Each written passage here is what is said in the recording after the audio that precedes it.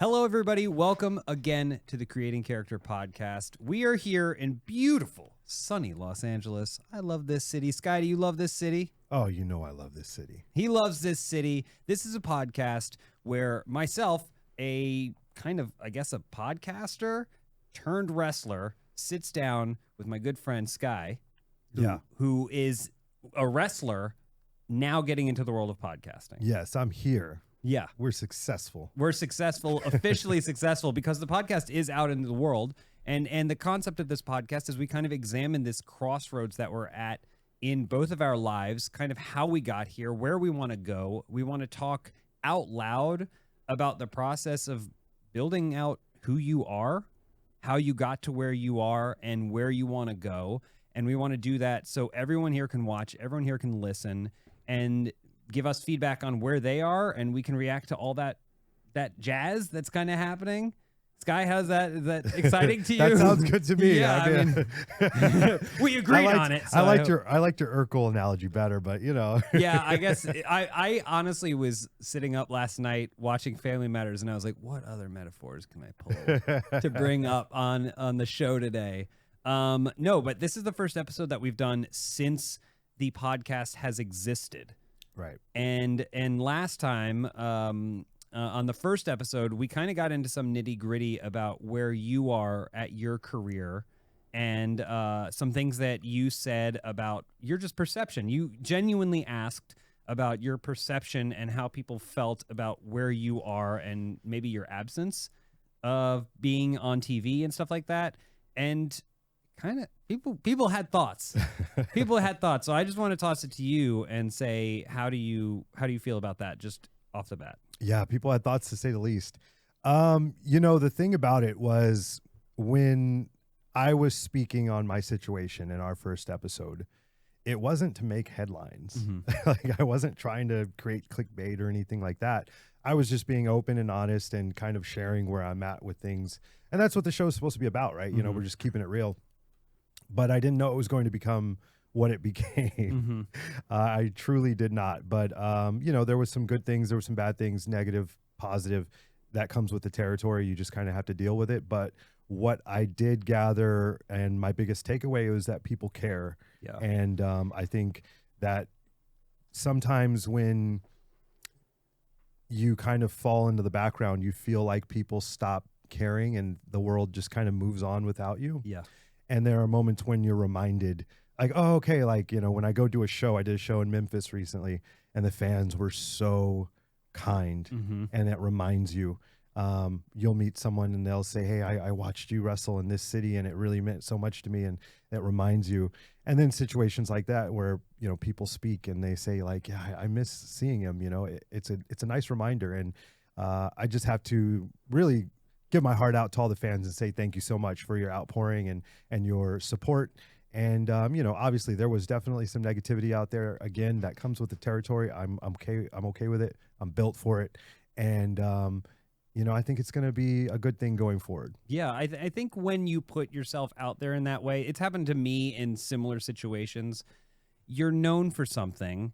You don't always have a great perception of yourself, especially if the stuff you do is public. Right? We're both performers, and that is designed to entertain people and get a reaction from the crowd, but you don't always know. You may have an intention. You may be like, oh, my kind of performance is like this, and the people like me because I say these types of things or I do this type of stuff.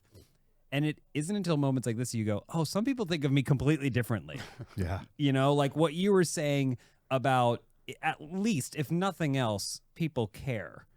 They may care too much, or they may care not at all, but they care to some capacity, and that's happened to me. With my job ending a year ago, I was like, what is the timeline? If I want to chill for 2 months before jumping back into something new, are people going to be like, who's this guy? Right. How long do you have, and how much time is it before you care? And if you come back and you're like, oh, I used to make fun of video games and do podcasts, and now what I really want to do is stand-up comedy, they go, why? we don't want to see you do that, you know? So you come out with something new and they go, but it's really interesting to see. And in my reaction, similar to yours, it feels like it's mostly positive. Yes. The people that you touch with your performance, they'll support you, or they're at least interested to see what you want to do next. Whether or not they'll hang on for the whole ride, it's a different story, but you know. Yeah, and then it got some good attention on the show, which is nice. Again, that's not what the goal was, but you know, I think one of the really cool things, and to what you were saying, is you weren't really sure how much time you can take away and that sort of thing. The people follow you, you know, and I know that people are specifically following you and are excited to see the show back. That's another aspect that we haven't even touched on, is how excited our old fan base is to see this thing back together. Yeah. Maybe people don't know this, but when we did our first podcast, you and I were strangers. Yeah. We didn't know each other. We weren't friends beforehand or anything. And when I found out I was going to be doing the show with you, I actually wanted it that way. I remember them saying, hey, you guys should get together, talk, hang out, get to know each other. And I said, no, I think a cool aspect of this show would be us getting to know each other on the show, because I've never seen a show like that before. And it's genuine and it's real. And it could have gone disastrously bad. If we were, you know, we could have been looking at it like, F this guy, dude. Wow. Holy cow. You're not doing that, right? No. Okay. But we developed really good chemistry and it worked out. And Eric, same thing, you know, like we are all just kind of like, we click, and that's why we enjoy doing this. And it's great to be back doing it again. Yeah. Well, speaking of reactions from people to our show existing again, producer Eric Bedour. Hi. What is your reaction to the show being back again? I have one request. Okay. When you make a headline, a post, here's a picture of Scorpio Sky. Here's what he said. Link to the episode. Link, I see. Yeah. I did see a lot of the quotes flying around, and people going, "Where's this from? Did you just say this on the street?" My favorite, by the way, is like a wrestler admits his career is taking a nosedive. Yeah, right. Not even a name. Like not even like, but not even like jokingly admits. It's oh yeah, he really thinks he sucks now. His life's over. Yeah. It's like, I think that you were so candid, and it was so cool. And it was so nice to hear sort of where you were coming from and everything, and where your career's at. And I think that's fantastic. And I think the response is super positive. Please link to the show. Please, please link to the show. Please link to the show. Please. I will say the other thing that you just talked about, where it's like, oh, we're going to get to know each other on this show. When we did our first iteration of the show, you are describing the thing that stressed me out the most in my life. It was just like, why are we doing it this way? Why, as a producer, why? Yeah, these guys aren't going to get to know each other. What? Yeah. Why? Why? But you were right. You were totally right. It's like the way that we kind of got to know each other this way, and then doing the show in person for like that last episode, and AEW is there's a whole thing, you know, there's so much, and it's so different. And now I think this show is like, I'm so excited to do this. I'm so excited to do that. As you can tell by my dungeon, I'm thrilled to be here. You're in a dungeon, so. Well, last time I was off camera in the chair. I know. Now yeah. I'm in It was the dungeon. jarring. I did get some feedback. They were like, who was that? Yeah, it was weird because it was just a voice, too. It's just a voice? There was no, you weren't on camera. It was just this voice off camera, Look, we'll fix it going forward. Don't worry about this. Don't worry about it. I'm not always going to be in my dungeon. I'm not always going to be in the dungeon. Not always. No, just sometimes. You talked a little bit about going to Memphis and all that stuff.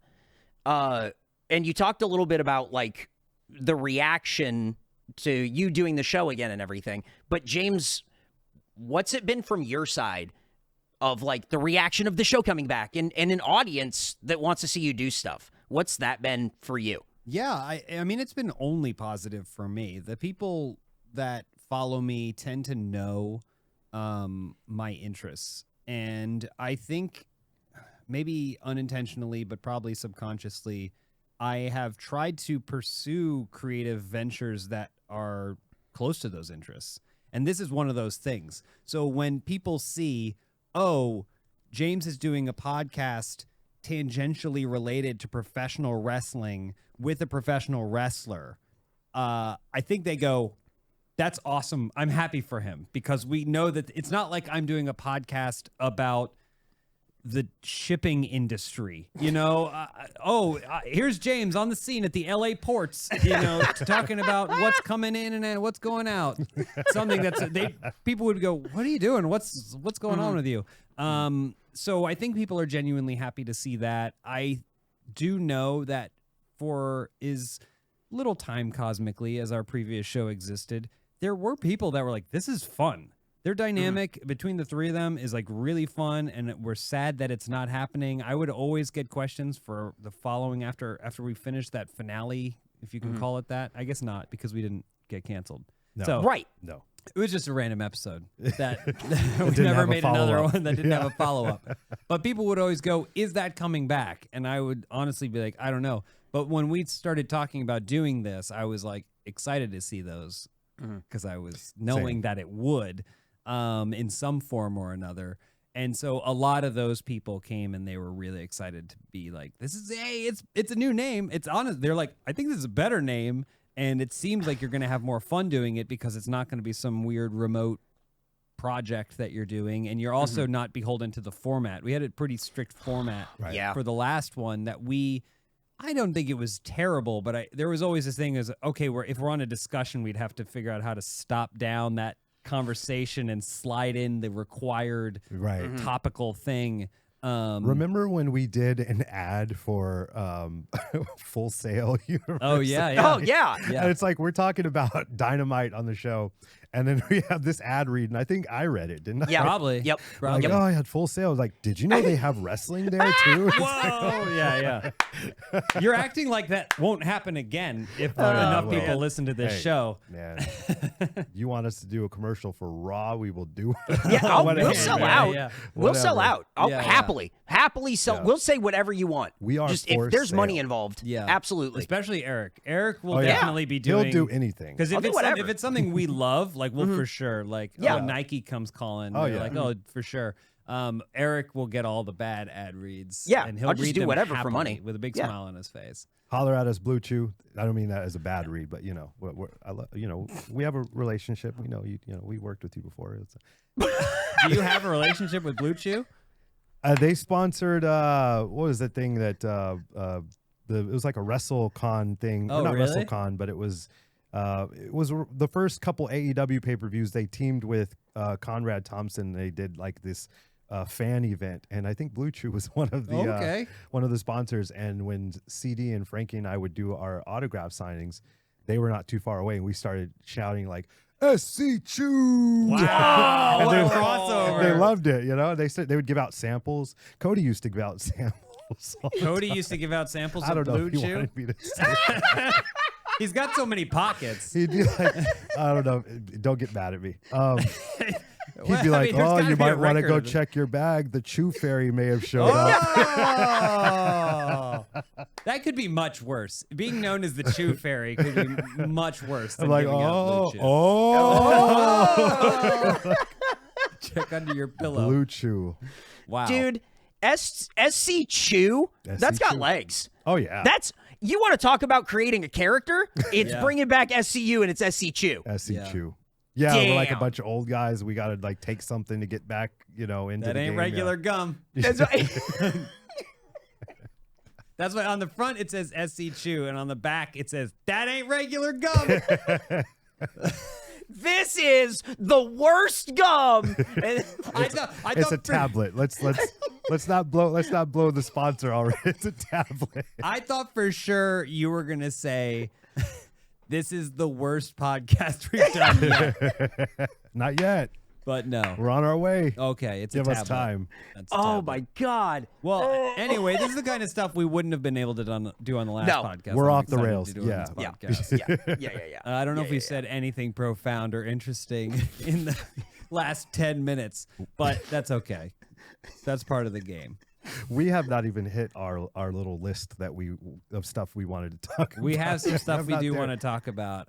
I want to jump back. I had something that I thought of last night, and I want to jump way, way, way back because in the spirit of this, I'm dipping my toe into this world and you've been doing it for so long. Do you remember when you started wrestling?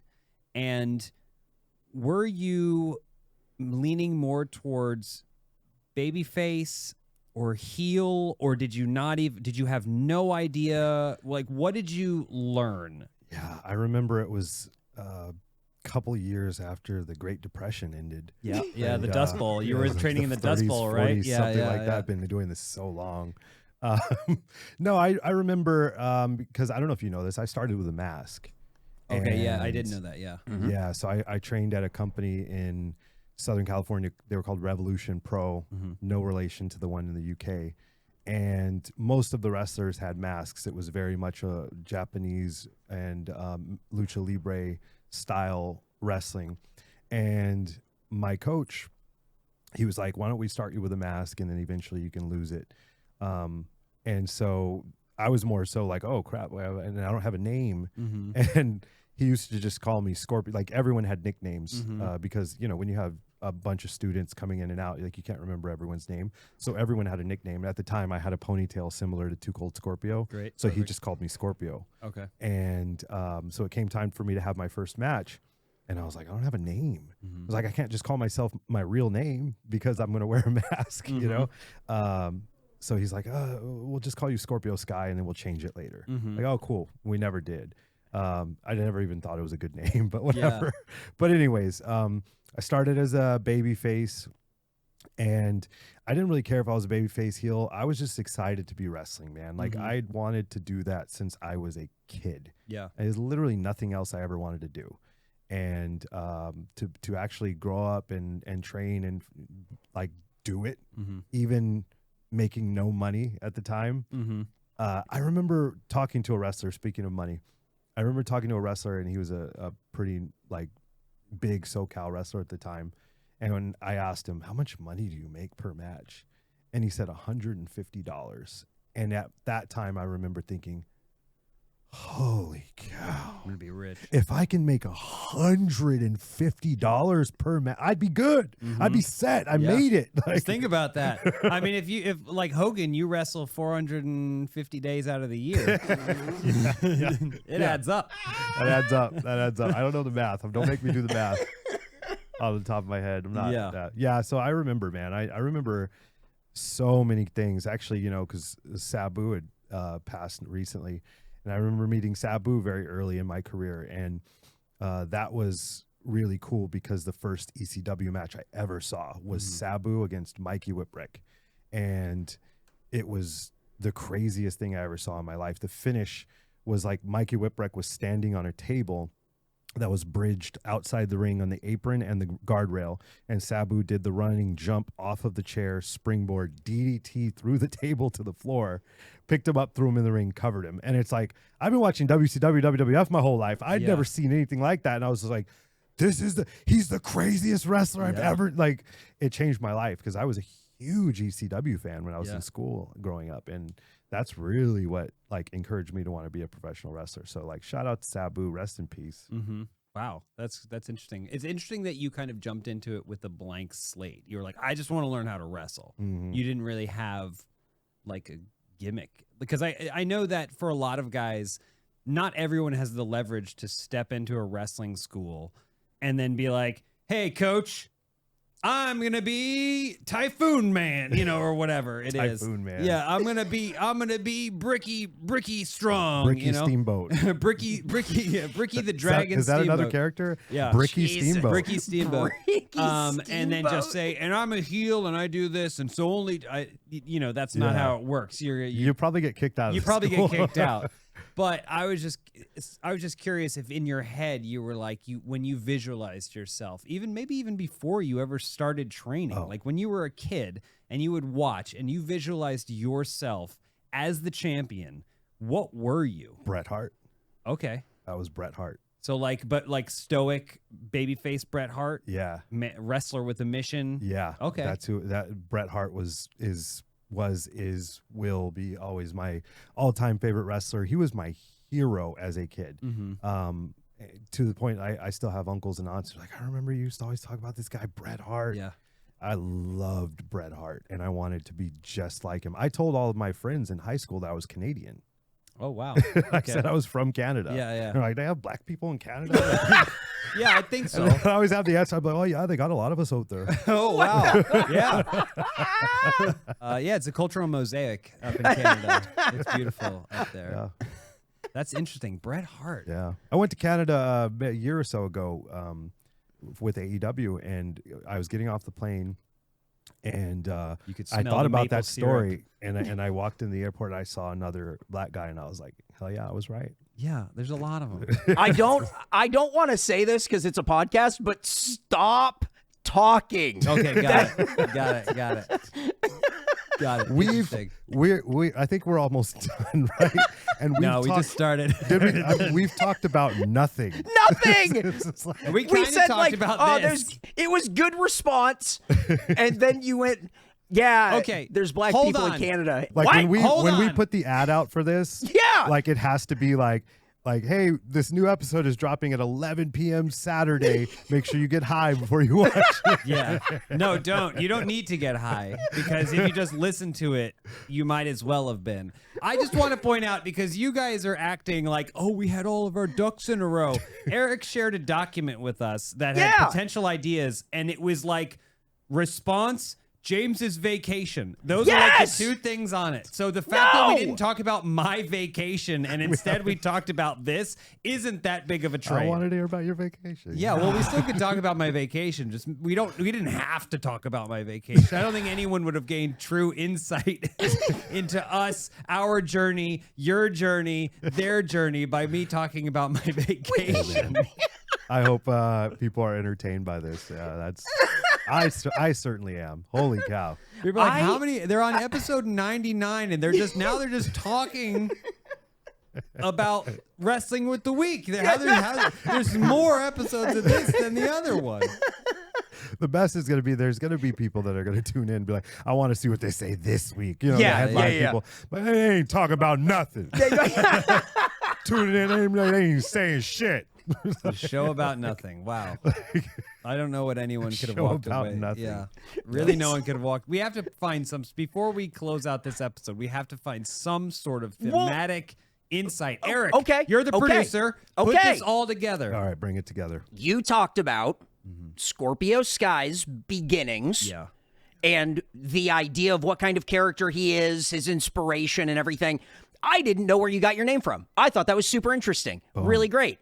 James, what's yours? You're wrestling now. Yeah. We're Well- seeing your beginnings. Yes. And In what did you real see time. yourself as? Yeah. I saw myself as a heel first and foremost. It was interesting growing up. I flip-flopped.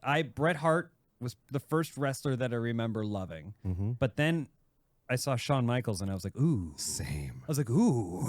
Were you conflicted at WrestleMania 12? Yeah.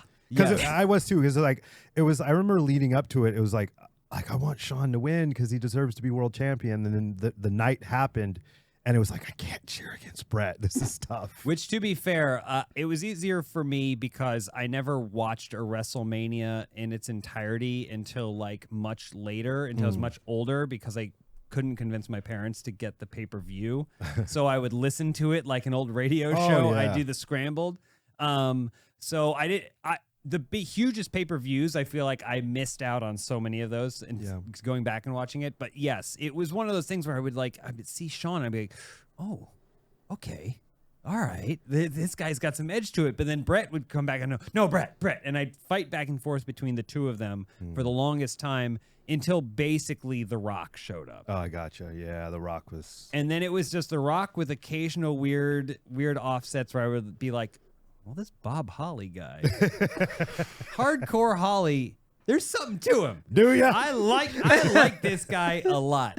Or like Kurt Angle or something Kurt like that. Angle was the man. Dude. Love Kurt Angle. He's one of my favorite wrestlers ever, too. I think this might be an unpopular opinion, but baggy pants Shawn is the best Shawn ever. Okay, yeah. No, yeah. Baggy yes. pants For Shawn, sure. dude. For sure. He was incredible. Like, you know, I said Bret is, my all-time favorite wrestler, but like right up there with Bret is baggy pants Shawn. Yeah. Wow. So good. I agree. Wow. But So specific. Yeah, I actually I kind of took my pyro idea from Shawn Michaels, because, you know, when I would come out and I would raise my hands and the pyro behind me would go pop, pop, pop, pop, pop. I thought about when Shawn would do his pose and it would go behind him, but it wouldn't all go off together. It would go, you know, one at a time in a row. That's kind of where I got that idea from. Talking about tying this in thematically somehow, what you just said, I want to know more about. Creating an entrance is so important. And you have the opportunity to have pyro and there's music and it's like for you. How do you set that up? Are you working with people? What is the way that happens? We already had like fireballs when it was Frankie and I. And then when they kind of split me away from SCU and they were kind of trying to do me as a singles guy, I was just trying to find ways to differentiate myself, to make it a little different. So then when we do the SCU thing, it's the SCU thing. And when we do, it's just me, it's different. So Mikey Ruckus came up with a great song for me. And so I actually remember, I think I went to Cody and I said, hey, could I switch my pyro up a little bit? And I gave him the idea and he's like, oh yeah, that sounds great. Let's do it. And so they, you know, rehearsed it and got it all set, and it really wasn't a ton to it, but you know, and it was easy and it worked out. And now it's kind of a thing, you know, a lot of people will do the hands thing when they see me, and I think it's pretty cool. And I've got like the silhouette now for it. So yeah, I mean, the creative process is what really gets me going. You know, I love whether it be in the ring storytelling, but also just the whole package. And we talked about that in the first episode too, you know, like entrances and the presentation. Like, I think a lot of it is more than just wrestling. Again, you know, I was a Bret Hart fan. He had the sunglasses, he had the jacket, he walked out, he looked cool, you know, he was like the Fonz of wrestling or something, you know, and like all of that presentation means a lot. And even my gear, Sandra Gray, the greatest gear maker, like she's incredible. So she was doing my gear. Everything just that goes into it, it just creates that presentation, and it makes it a lot more special for you as well too. You're excited. So yeah. That's Are awesome. you doing the same thing, James? Are you figuring out your pyro? The thing about my pyro is it's really expensive. Every single time, it's the equivalent of a 4th of July celebration. Wow. That's huge. Is that So why we haven't seen what it? Penta had. Wow. Yeah. That's right. Yeah. It's just like ba, ba, ba, ba, Yeah. ba, ba, ba, ba, ba, ba, ba, ba, ba, ba, ba. It's like, holy cow. Like, It's synced to the music as well.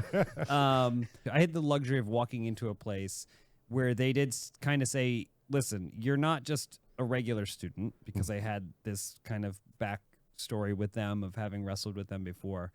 What do you want to do? What do you want out of this? And the only advice that I really got was, you should probably learn to wrestle heel because you can talk. Because being a comedian, an improviser, or whatever, that's a skill set that if you're just starting out, you might have to learn alongside learning how to wrestle. But I already had this. Like, if someone just threw me a mic and said, go in that ring and say something mean about the other guy, and you have to hit these 3 points, I go, easy.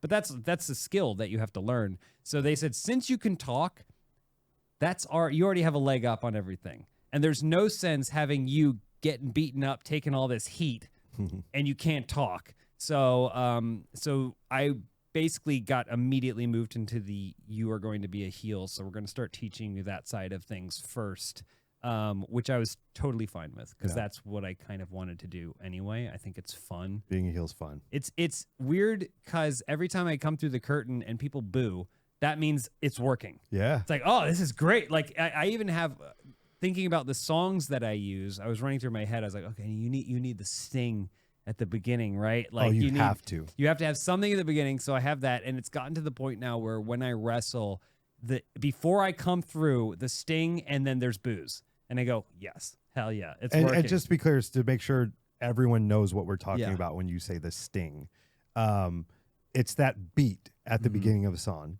It's Stone Cold Steve Austin's glass breaking. It's Bret Hart's screeching guitar. It's those drums on the Shawn Michaels. Doom, doom, da, da. It's that, like, the ultimate goal is the moment the first note of your song hits, everyone knows it's you. Yeah. And like, that's where having that sting at the top of your track is so important. So I tried to find a song that had that, and it seems to be working, but you get these boos. What's the song? Wait, It's called Oblivion. by Royal Blood. I'm gonna look it up. And I love it. I think it's a great song. And I had a list of like 5 or 10 when I was gonna have my first match. I was like, which is gonna be? I gotta figure. I gotta send one. I gotta send one. And I'm so happy what I landed on. But either way, it is one of those things. You come through the curtain, people are booing. You're like, hell yeah. But then you see their face. You're like, they're really mad. Yeah. They're really upset with me. I love that. That's great though. I don't ever want to be a heel that gets cheered, man. No, absolutely not. I hate it. But there is a certain thing where you have to go like, oh, right. Okay, that's correct. That's correct. But I go, man, they're really upset. Did I say something to bother them? He goes, oh, wait, no. It's because last week I low blowed their favorite wrestler. That's what it is. All right. You have to hold this balance or whatever, but it's really satifying to be on that side of that. Yeah, man. I've had fans throw a dart at me. Oh, wow. Mid-match, someone threw a dart. The referee picked it up. I still have it. I've been hit with canes by like little old ladies. Like I was leaving the ring and she just started hitting me with her cane. I love it. That's just an 8-year-old kid picked up a chair and tried to hit me with it.